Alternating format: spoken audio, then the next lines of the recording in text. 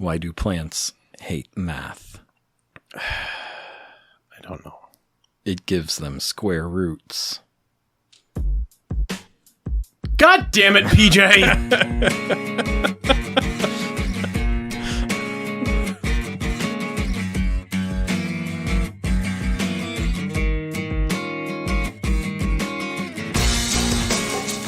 Welcome to Games Overboard. I'm PJ. I'm Dan.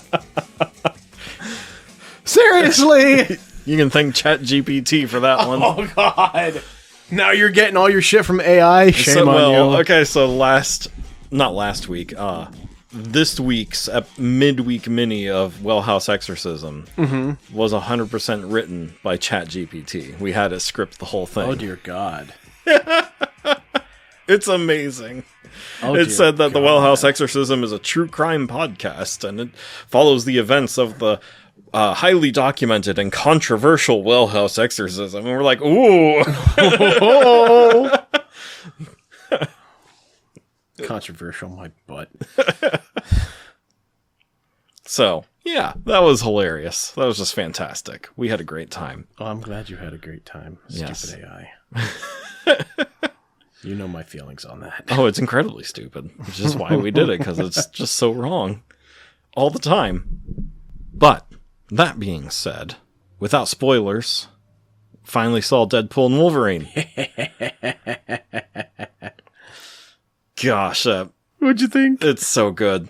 If you like the Deadpool movies, this is a must-see, because it's better than the second one, just as good as the first. I'd say as good for different reasons, probably. Oh, absolutely.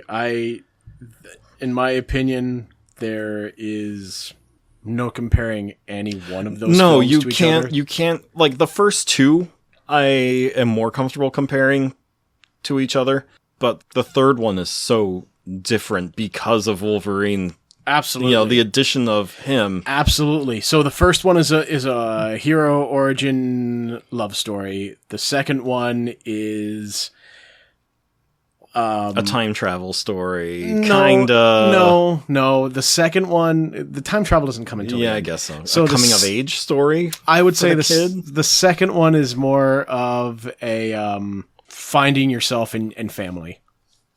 Mm-hmm. And then the third one is a buddy cop film. Oh yeah, 100%. So, like that's the best way I can describe it. It is a buddy cop flick. Yeah. God, all the cameos and everything were just. What did you think?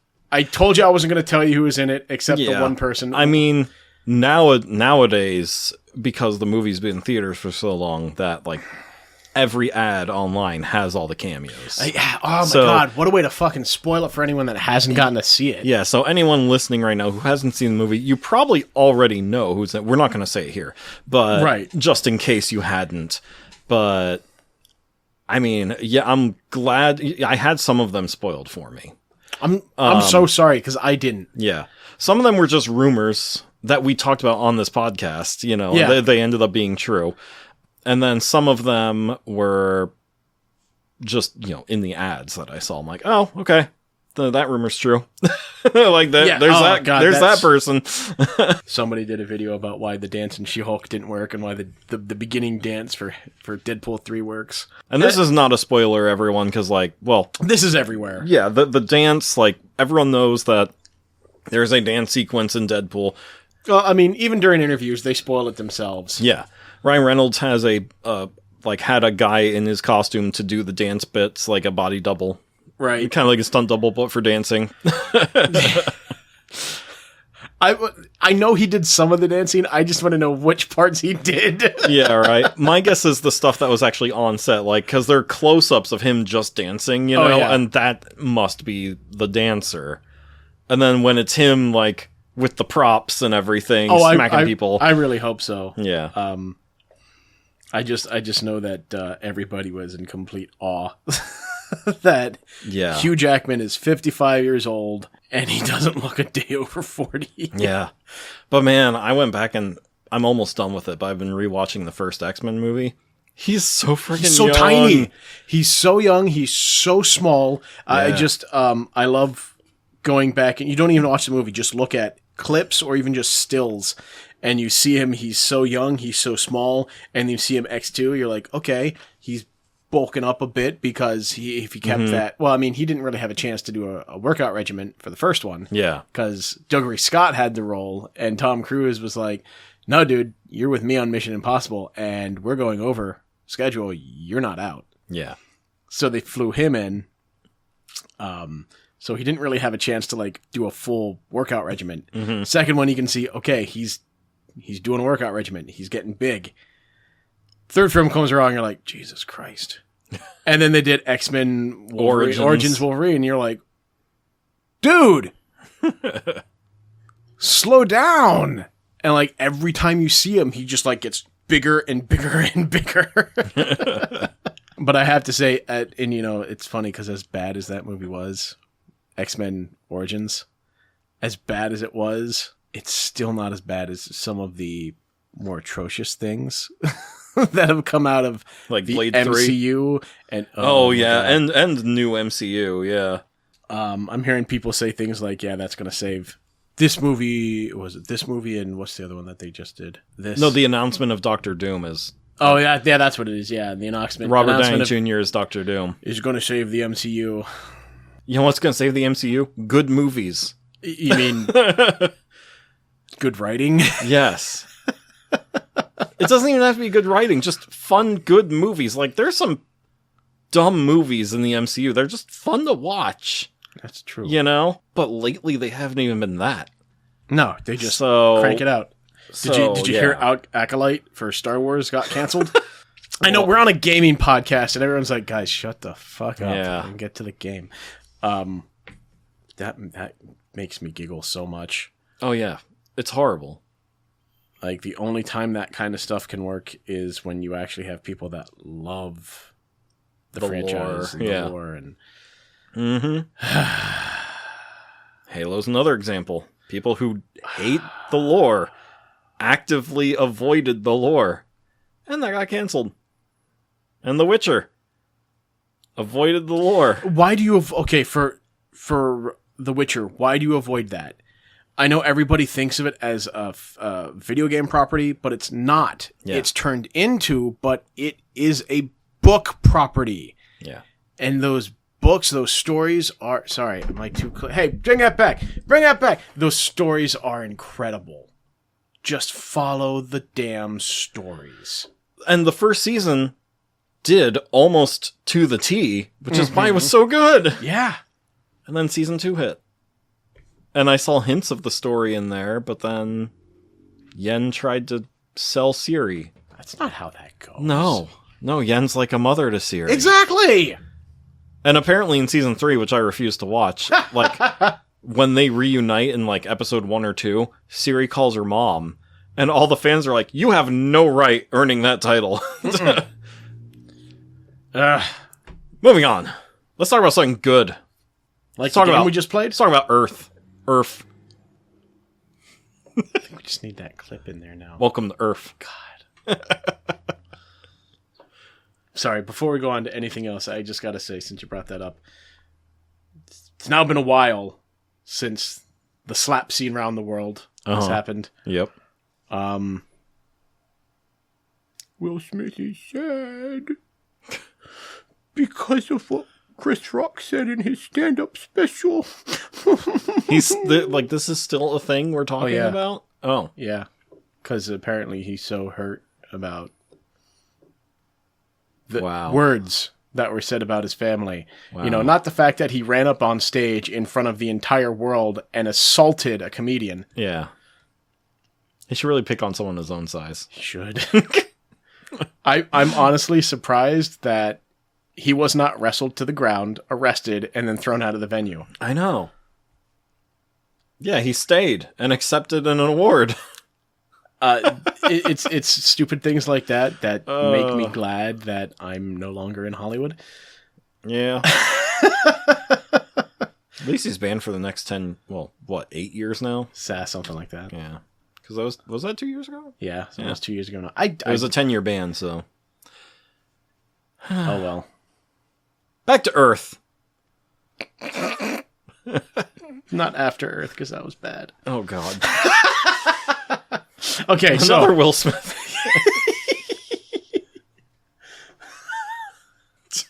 Will Smith, get out of our podcast! Jesus Christ! You ain't fresh anymore.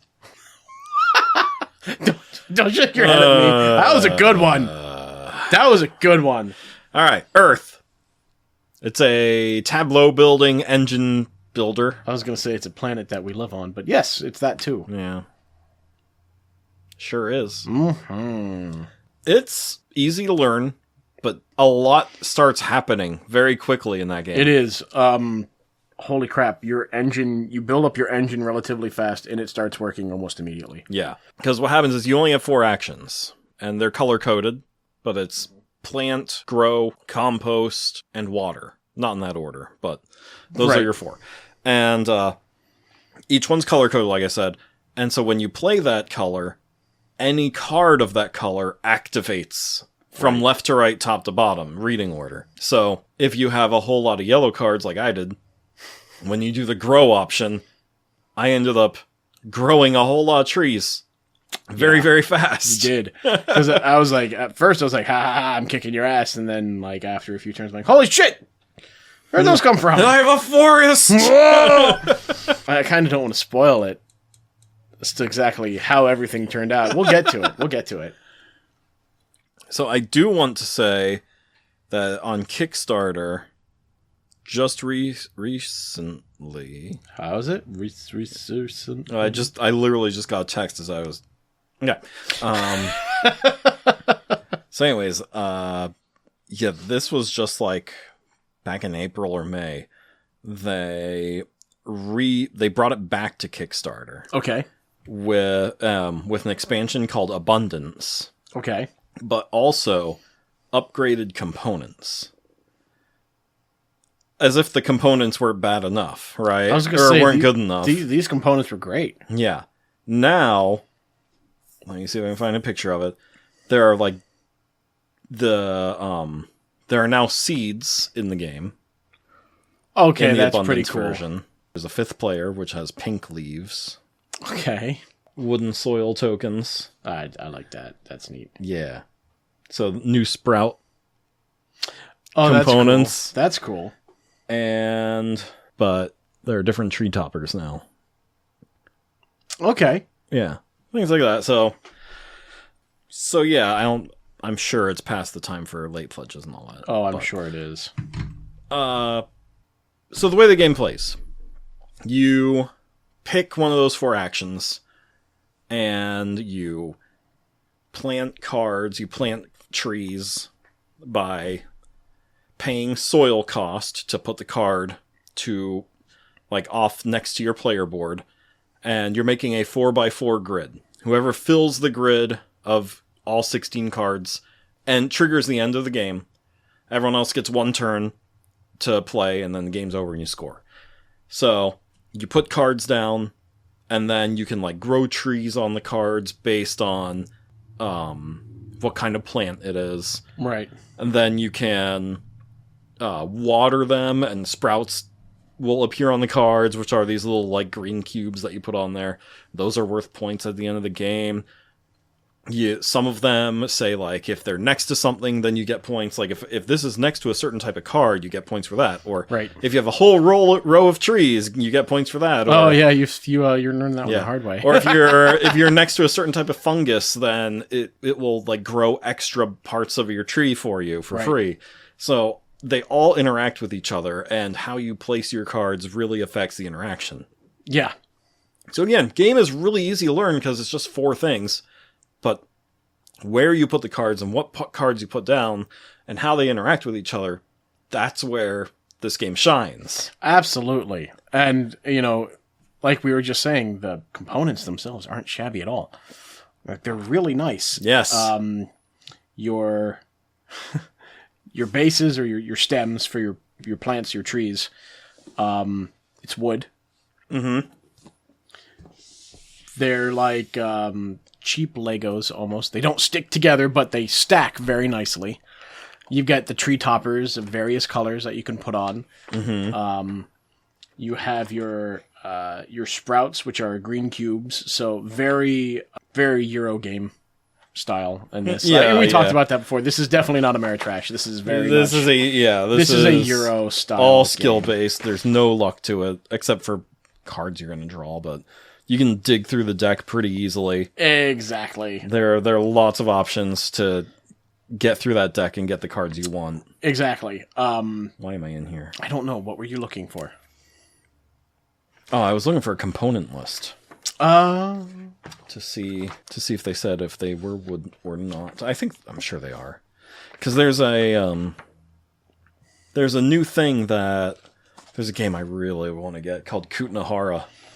And they use this new way of making components where it's like recycled wood, but it's molded like plastic.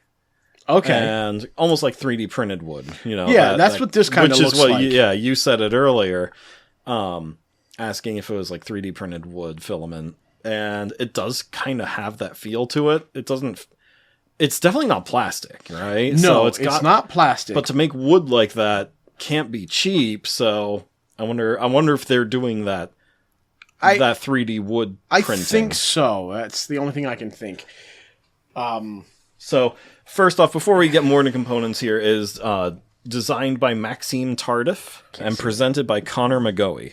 So, it says presented by, not art by, because it's all gorgeous photographs. Yes. Of landscapes, animals, plants. Fauna, like flora. It looks amazing. Mm-hmm. So, there is something that we we didn't really talk much about it, but the way that this whole thing is set up, this comes in with components, is you have your player mats. Mm-hmm.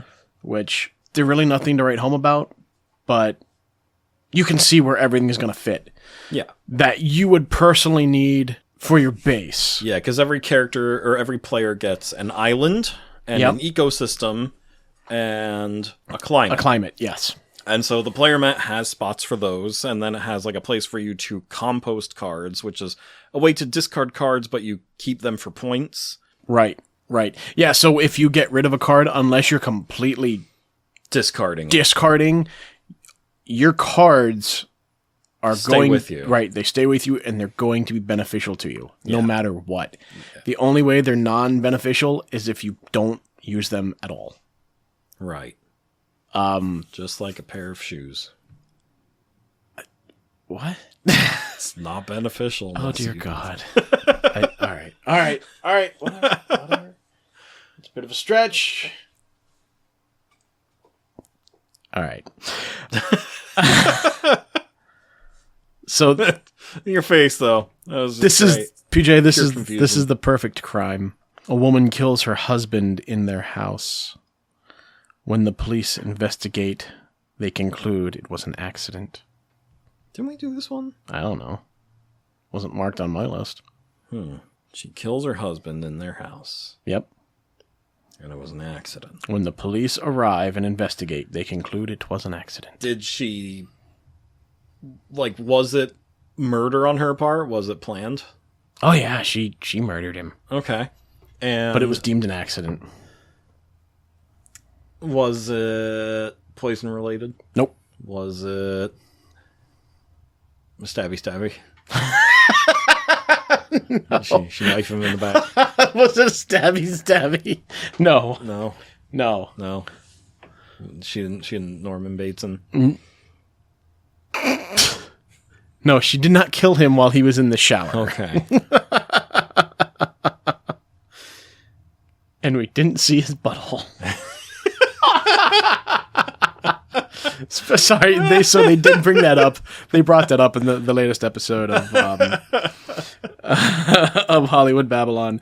For listeners, for those of you who don't know, Kevin Smith and Ralph Garman, who is a radio personality and voice actor, they have a live podcast called Hollywood Babylon. I had the pleasure of watching one of the podcasts live many years ago. So jealous over that. You can thank our friend Jared. He could not make it out, so he gave me the tickets because I was in the neighborhood.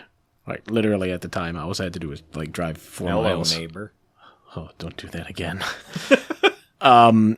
And one of the things that was a staple on there was looking for mess ups and gaffes in films and television. Yep. And it was called Anne Heche's Butthole. Because in the remake of Psycho, Anne Heche, who plays the starlet of the film, who, of course, like in the original, dies halfway through, as she falls and dies in the shower, as the camera pans back, the camera guy caught something he shouldn't have. Which was Anne Heche. Or maybe the director told him to. You never know. You never know. But that's one of their... And that was their theme song. It was... Anne Heche's Butthole, let's all go inside. Let's all go inside. So they brought that back up, like, very briefly in the episode that they just released over the weekend. Yeah, every so often their listeners, the fans, will find clips of movies and send them in, and they will judge if you do see anything or not. Yeah. Oh my gosh.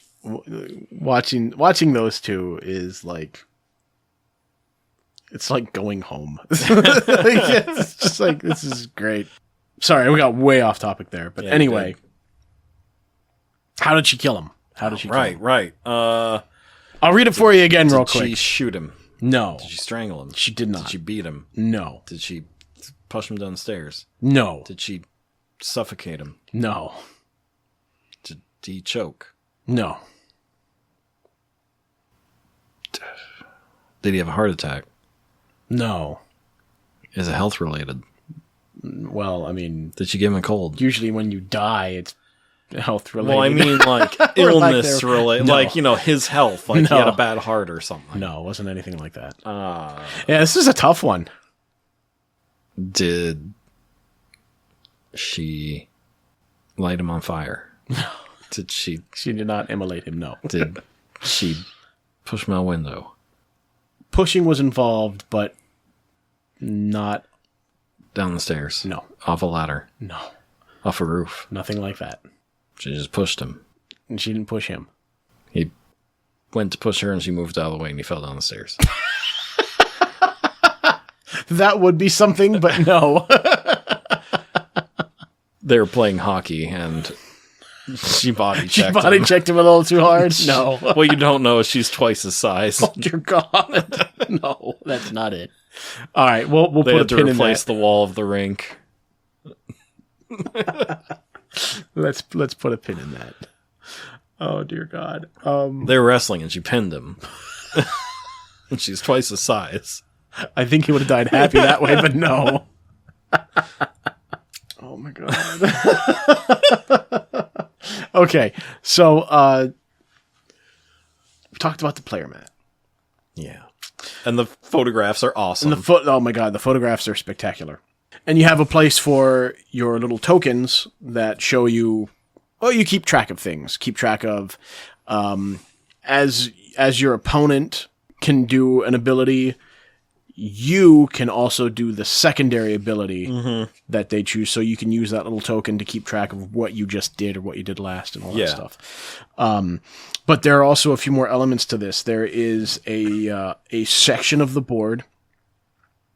Well, it's not of the board because there's no really not a board, but there's like another mat, which is for everybody to take advantage of. And it is end of game things that you can work for in your Tableau. Yeah. To get these certain things like, the one that I got, which I was surprised you didn't get anywhere close to it, was if you have, 4 plants that have a color in their name, you get, and then a list of points. If you're the first one, 15, second one, 11, and then it just keeps dropping like that.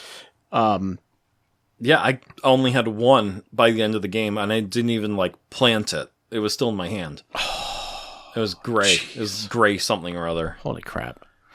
But there are 4 of those that you work towards with the ecosystem that you build in your Tableau. Yeah.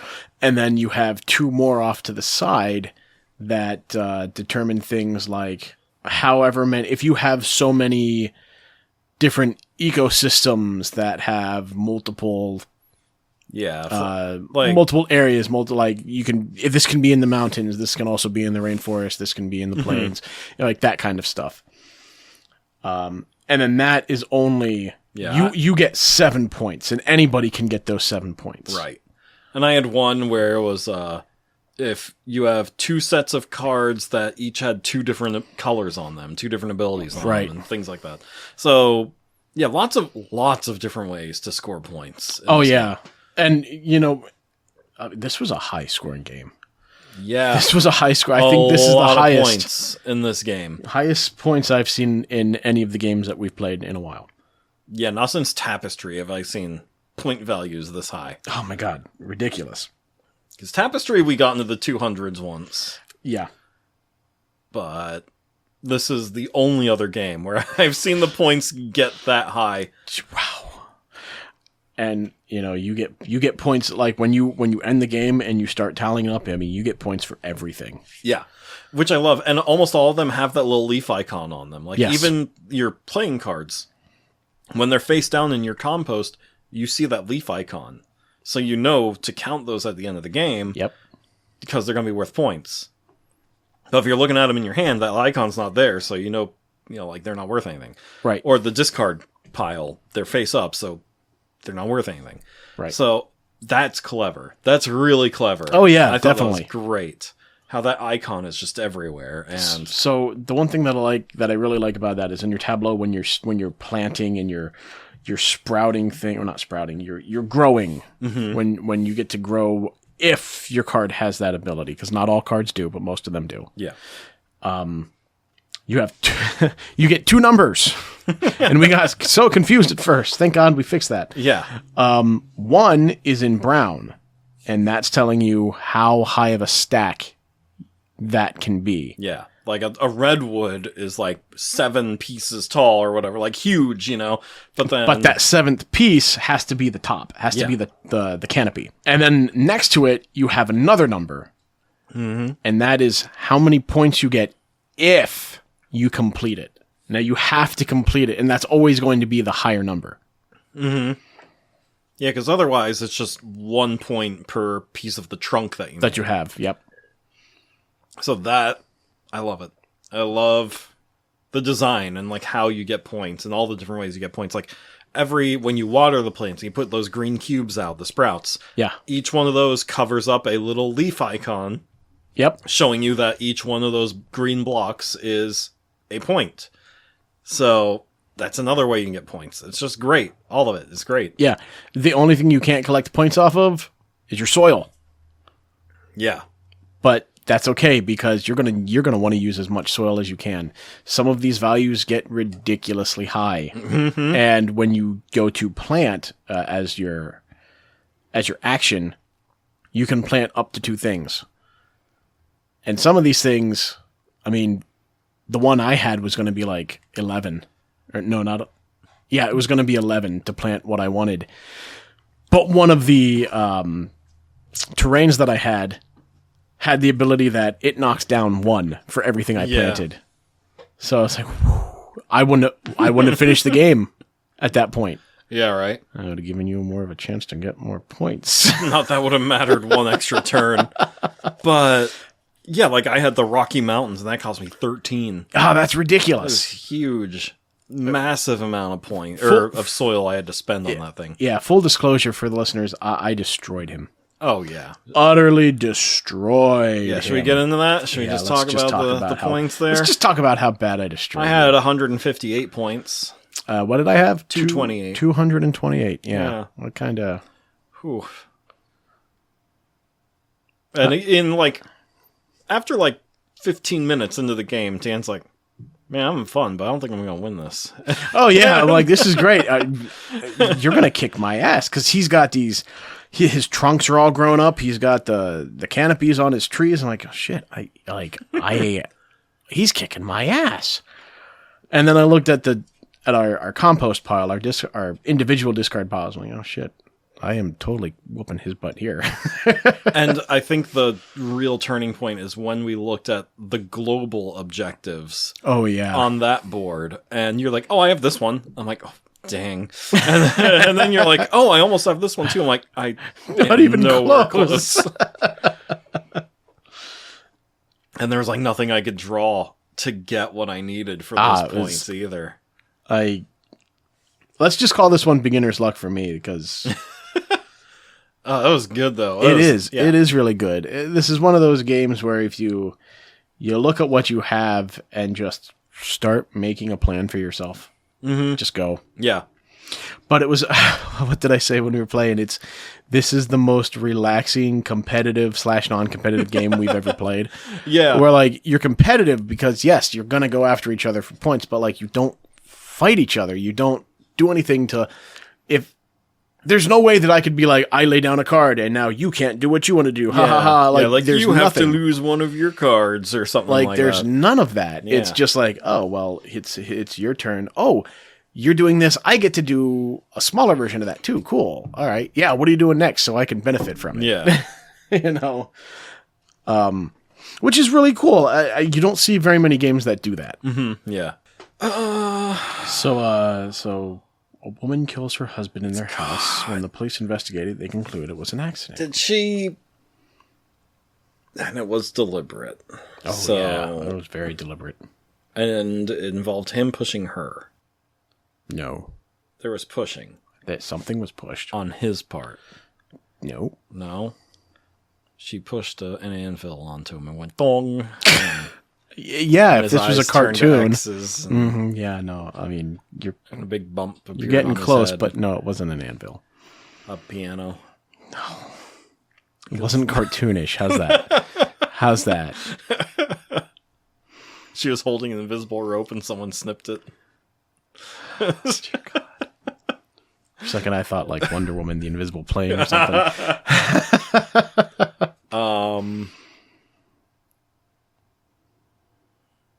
Well, like a refrigerator or something? She tips that onto him? She tips something onto him. She tipped something onto him. But why does it make it look like an accident? Because it fell off a balcony or something. From like really high. No. A weather vane falls off the roof and impales him. Oh, dear God. No. And she's up there like, oh, whoops.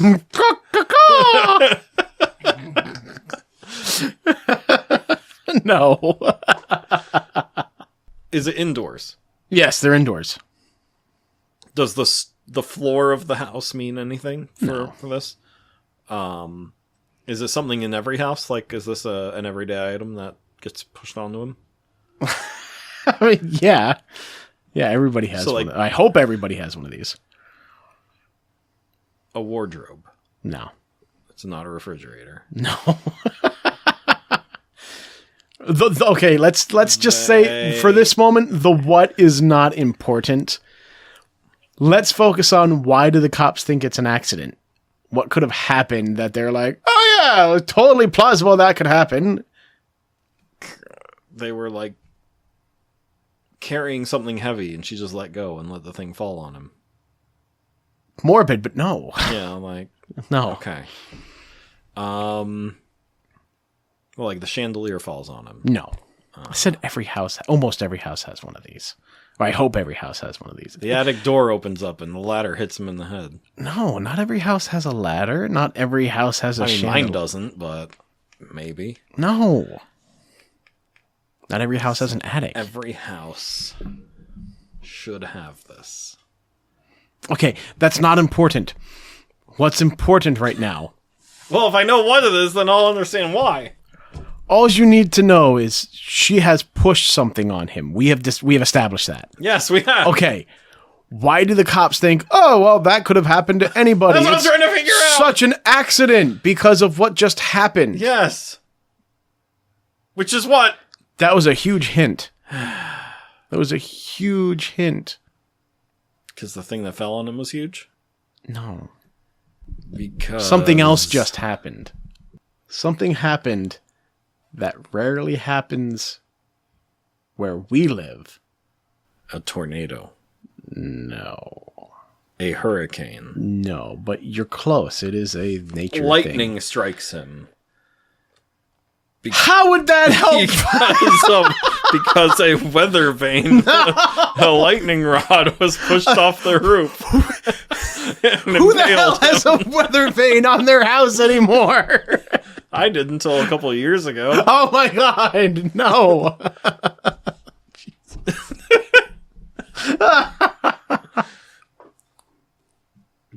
A flood. No. That doesn't push anything. A flood doesn't push anything. Well, I mean, it washes things. It does, but... Strong winds push a weather vane. Would you get away from the goddamn weather vane? It's not a weather vane. So it's a natural disaster of some kind? Mm-hmm. And it's indoors. This happens. They are indoors. They yes. are indoors. If I say any more, all right, so she I'm totally gonna give it away. So she half cut a tree, and then wind blew the tree down into the house. No. No, you can't. If you see that, you're not gonna be like, "Oh, look at these fucking cut marks. That's totally broken." No, these idiot cops are gonna be like, "Well, the tree fell over and squashed him." No. Does it involve strong winds? No. Does it involve snow? No. Ice? I said things that don't happen here. Where we are. Volcanoes. No. It's not a hurricane. Earthquake. So, yes! Okay. So tell me, what happens? So the earthquake happens, and during that time, she pushes something onto him. Yes! Okay. Now the police come in. Yes. And they say? The earthquake knocked it over onto him. Exactly. But what's the thing? A cupboard. Okay. The woman had planned to kill her husband when suddenly there was an earthquake. The woman took advantage of the tremor to push the cupboard on her husband. The police, after studying the scene of the crime, assumed that the cupboard fell during the earthquake. That would have been pretty hilarious if that's how it happened, though. that would be I'm just going to get this popcorn. I was going to give you a hint that would have completely ruined it by saying, I've dealt with these a lot. Or, I slept through many of these. Although if I would have said that, I still don't think you would have gotten it. I'd be like, what, thunderstorms? I don't know. Sleep through those all the time. What works in this game? The whole engine building is phenomenal. Mm-hmm. Absolutely. Just the fact that you don't have to go after each other. It's just go after your own goals. Yeah. And just hope that your strategy is going to beat your opponent. Mm-hmm. I really like the it's similar to a lead and follow action that some games have where I pick this action, so I do all the top things for that color. But then everyone else can do the follow action. I'll also do that color, but I don't get all the cool stuff you do. I just get a fraction of it. Right. And it's not one of those where next player, well, I want to do that too, but because you already did it, I have to do the follow action. It's I do this action, now everyone can do this with me. Mm-hmm. Now the next turn, you can do whatever you want, and everyone else is going to reap the benefits in a smaller scale. Yeah, you always have something to do. There's no downtime, so exactly. to speak. Except during the time where the person's trying to pick, do I do this one? Yeah, what do I want to do? Yeah. There was a lot of that for us. Yeah. And, that's going to happen to anyone, and people with analysis paralysis. It's really going to happen because they'll be inspecting every card, I could do this one, which lets me do this, or I could do this one, which lets me do that and that. And so I was just looking at what will further my goals, what will get me the most points at the end. Yeah, for me, my I forget what card it is. I think it's the ecosystem card or the island card. It has like a color on it that activates, and for me it was a yellow one, and it said like, if you choose the grow action, you get +2 growth. And so I just loaded my hand up with as many yellow cards as I could. So every time I picked yellow, I grew like 8 trunks, 8 bits of tree. I didn't get to do that. I had green. Yeah. That allowed me to do that. And that was from cards that I was pulling out of my hand and placing them down, planting them. Mm-hmm. And I only got 3, but it was still enough. Yeah. So that, I think, is my favorite thing. Is just that, the active player, as they call it, they get the full amount of benefits from whatever that color action is. Mm-hmm. But everyone gets something out of it. And everyone gets to activate their tableau every turn. Every turn, yep. Which is so cool. Yeah, you're constantly doing something. And this game can play up to 5 people. Yeah. So waiting for another 4 people to go through their stuff is going to be boring if it was just one person goes, you can't do anything yet. Yeah, right. So, like, that's really nice, because if you have a full complement of players, everybody is still constantly active, constantly playing, constantly coming up with new strategies. Like, oh, well, if they do this, I can do this. Mm-hmm. And I can lay out this on this turn, and we can do this and that, and, all of that stuff. Yeah, and I'm there, like, secretly hoping half the time, like, please pick this color, please pick this color. Because then I get to do X, Y, Z, But yeah, like, it's really good. How about anything that doesn't work with this? I'd say the player boards. Like, some of them are two-sided, some of them aren't, and some are for the team variants, some aren't. And so I just wish there was just the player boards, and there are the team boards, and there's the game board, like... I don't like that they're multi-purpose and things like that. I get that it saves money, it saves... resources, it saves all that by making some one-sided, some two-sided. I mean, I see if you're gonna, I think it didn't bother me too much, but I think if you're gonna do that, instead of having to like rummage through, oh, this is the board I need, this is the other board I need, like just make them all. Yeah. Make them all double-sided. Yeah. Like. Yeah, I think that'd be better. Because, like, you're not making a brand new board for that second side that you need if you're doing cooperative play. Mm-hmm. Everybody's got it, and well, how many people can do cooperative though?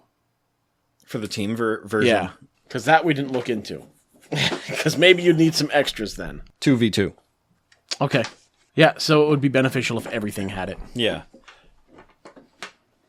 Now I've seen on Etsy, people have made full player mats. So they're large, but it has everything in the player mat, plus a grid pre-made. Okay. And it has the landscape artwork that's on the back of some of these player mats. Ooh. As, like, the background of your thing. Now, is it the neoprene mats? Neoprene, yeah. Okay. Very nice. Is that worth it, would you say? To invest in something like that? I mean, you're going to cut down, not so much on space, because it's going to take up the same amount of space, maybe a little more. A little more because the mat's going to have the trim on it and everything. But you're going to cut down on clutter for yourself, so all you're dealing with now is 2 mats, or however many mats you're going to play with, and just your pieces. Yeah, you'll know where your cards go and everything. So, like, yeah, I mean, it would probably be beneficial. Yeah. Does it have a grid out for how, your Tableau? Yeah, it has 16? The 4x4 grid already, like, so it's like extra long. And well, that's really nice because I had to push stuff up while we were playing. I'm like, I thought we were only doing 12s. Oh crap! I need another, another 4x4 grid is taller than you think. Yeah, exactly. Yeah. So like, yeah, that would be beneficial. Do you need it? No. Yeah. So I thought that was a pretty cool thing that like fans of the game were making, Yeah, that is really neat. Well, that's like seeing people make 3D prints of like, hey, here's all this stuff to hold your pieces. Yeah. Like, oh, okay, yeah, I like that. Yeah. I agree. I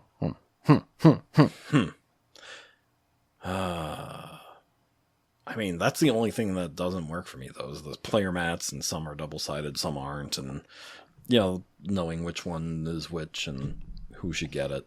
But. So this, they didn't come with this. This is something you did. You printed out little player aids. Sounds bad. I got some aids. You got player aids. Yeah. How much is your medicine? It only spreads when I have other players to hand them off to. That's horrible. I gave you some player aids. So you really do need a partner for this one. But it's if you play by yourself, you keep your own player aids. That's right. So I got to say, PJ, it's shoddy work. Yeah, but it works. It works. I did what I could. It looks good for what it is. So he took printouts. He made printouts of what every symbol means. Like just a quick and down and dirty. This is what you need to know to play this game. You're going to see these symbols. This is what they mean. This is how they work. And he folded them into nice little like rectangles. Yep. And you did the down and dirty, cheap lamination style, which is lots and lots of tape. Just box tape. And like, so when he pulled this stuff out, I'm like, Did this come with the game? He's like, oh no, I made this. I'm like, oh, thank God. I was gonna say if this is how it was manufactured, I should say if that was how it was manufactured, that is shoddy. Yeah. I found this on Board Game Geek, printed it off. But it works. Yeah, I can't tell you how many times I had to look at it to be like, wait, what is that symbol again? Oh yeah. And I don't know if you noticed, a lot of it's at the bottom of the game board, I did notice that. But I don't like the way it's worded. Like it's just missing. It's missing just enough information to be vague, to the point where I don't understand what it's meaning. Right. Where these player aids I printed, they have more on them. Yeah. Exactly. God, like these pictures are just amazing. I know. I wish they all had this. That would be great. Because when I played solo, I would have like my game board, and then to have this one off to the side to put my cards on. Nice. I mean, it's not exactly big enough for it, but it's close. No, it's close. Favorite moments? It's hard with Euro games, because like, unless it's a game that has a lot of thematic elements like Monster Pit, I'm just going to keep going back to Monster Pit with that Dark Elf, because that was funny. That was hilarious. I'll save you! Shit, he's dead. Let's keep going. But I don't know. I don't know if I have like a specific favorite moment. I mean, my favorite moment was you're going, yes, keep doing that. I'm like, what? What did I do? What am I doing? Tell me what I'm doing, you asshole. Right, give me points. That's probably that was pretty funny. Yeah, what am I doing? When I got the Rocky Mountain card, as soon as I saw it, I'm like, oh, this is good. Because it was pick another player, and you get 2 points for every mountain habitat card that they have. And it could have been yourself, too. It's just any one player is how it was worded. Right. And I didn't have any in my Tableau. And I look over at Dan, and he had frickin' 5 at the time. I'm like, oh, yes. And by the time the game ended, he had 7. So I got 14 points off of him. Yeah, but did it help you? I mean, it made me lose by a little less. By 14 less. But, yeah, that's probably my favorite moment. Is it just you being like, What am I doing? I'm like, I can't tell you because I need you to keep playing more of this. To be completely honest, I wasn't paying attention to what habitat I was playing. Oh, I know. That's why I wasn't going to say anything. Everything else. Because I knew if I said something, you'd be like, well, I'm composting these right now. I think my other favorite moment is once I built up that yellow action enough, and I could grow all of my trees in like one move, and like I'm like, oh, this gives me 2 growth, and then this gives me 2 growth, and this gives me 1. This lets me grow 3 to anything adjacent to it. Yeah. So I'm just like and like building trees everywhere. That's just so satisfying. It is.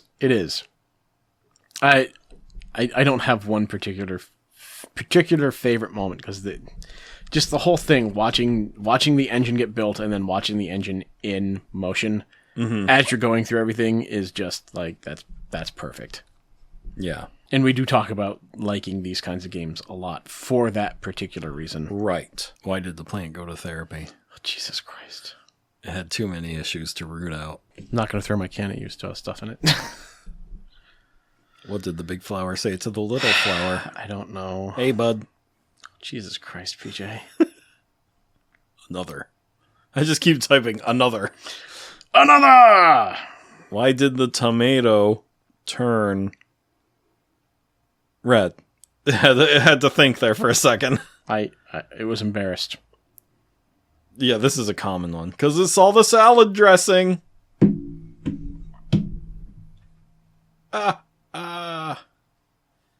Please leave.